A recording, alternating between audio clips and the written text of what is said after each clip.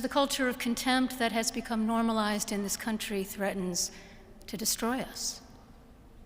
We are all bombarded daily with messages from what sociologists now call the outrage industrial complex. Some of that driven by external forces whose interests are furthered by a polarized America. Contempt fuels political campaigns and social media, and many profit from that. But it's a worrisome, it's a dangerous way to lead a country. I'm a person of faith, surrounded by people of faith. And with God's help, I believe that unity in this country is possible. Not perfectly, for we are imperfect people and an imperfect union, but sufficient enough to keep us all believing in and working to realize the ideals of the United States of America, ideals expressed in the Declaration of Independence with its assertion of innate human equality and dignity. And we are right to pray for God's help as we seek unity, for we need God's help, but only if we ourselves are willing to tend to the foundations upon which unity depends. Like Jesus' analogy of building a house of faith on the rock of his teachings as opposed to building a house on sand, the foundations we need for unity must be sturdy enough to withstand the many storms that threaten it. And so what are they? The foundations of unity? Drawing from our sacred traditions and text, let me suggest that there are at least three. The first foundation for unity is honoring the inherent dignity of every human being, which is, as all the faiths represented here affirm, the birthright of all people as children of our one God. In public discourse, honoring each other's dignity means refusing to mock or discount or demonize those with whom we differ, choosing instead to respectfully debate our differences, and whenever possible, to seek common ground. And if common ground is not possible, dignity demands that we remain true to our convictions without contempt for those who hold convictions of their own. Second foundation for unity is honesty in both private conversation and public discourse. If we're not willing to be honest, there's no use in praying for unity, because our actions work against the prayers themselves. We might, for a time, experience a false sense of unity among some, but not the sturdier, broader unity that we need to address the challenges that we face. Now, to be fair, we don't always know where the truth lies, and there's a lot working against the truth now.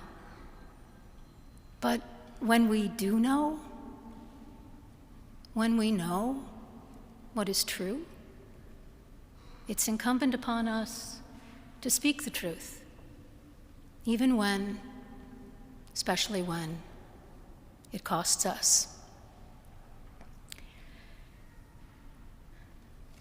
And the third and last foundation I'll mention today is, foundation for unity is humility, which we all need, because we are all fallible human beings. We make mistakes. We say and do things that we later regret. We have our blind spots and our biases, and perhaps we are most dangerous to ourselves and others when we are persuaded without a doubt that we are absolutely right and someone else is absolutely wrong. Because then we are just a few steps from labeling ourselves as the good people versus the bad people. And the truth is that we're all people, We're both capable of good and bad. Alexander Solzhenitsyn once astutely observed that the line separating good and evil passes not through states, not between classes, nor between political parties, but right through every human heart, through all human hearts. And the more we realize this, the more room we have within ourselves for humility and openness to one another across our differences, because in fact we are more like one another than we realize, and we need each other. Unity is relatively easy to pray for on occasions of great solemnity. It's a lot harder to realize when we're dealing with real differences in our private lives and in the public arena.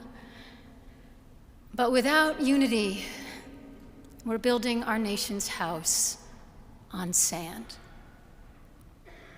And with a commitment to unity that incorporates diversity and transcends disagreement, and with the solid foundations of dignity, honesty, and humility that such unity requires, we can do our part and in our time to realize the ideals and the dream of America.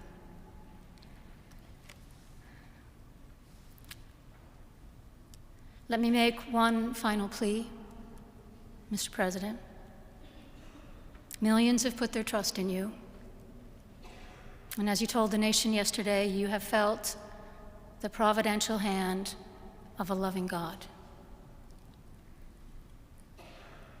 In the name of our God, I ask you to have mercy upon the people in our country who are scared now.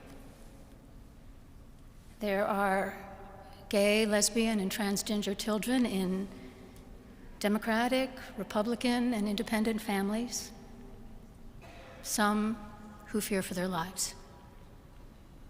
And the people who pick our crops and clean our office buildings, who labor in poultry farms and meatpacking plants, who wash the dishes after we eat in restaurants and work the night shifts in hospitals, they may not be citizens or have the proper documentation, but the vast majority of immigrants are not criminals. They pay taxes and are good neighbors. They are faithful members of our churches and mosques, synagogues, wadara, and temples. I ask you to have mercy, Mr. President, on those in our communities whose children fear that their parents will be taken away, and that you help those who are fleeing war zones and persecution in their own lands to find compassion and welcome here. Our God teaches us that we are to be merciful to the stranger, for we were all once strangers in this land. May God grant us the strength and courage to honor the dignity of every human being, to speak the truth to one another in love, and walk humbly with each other and our God for the good of all people in this nation and the world.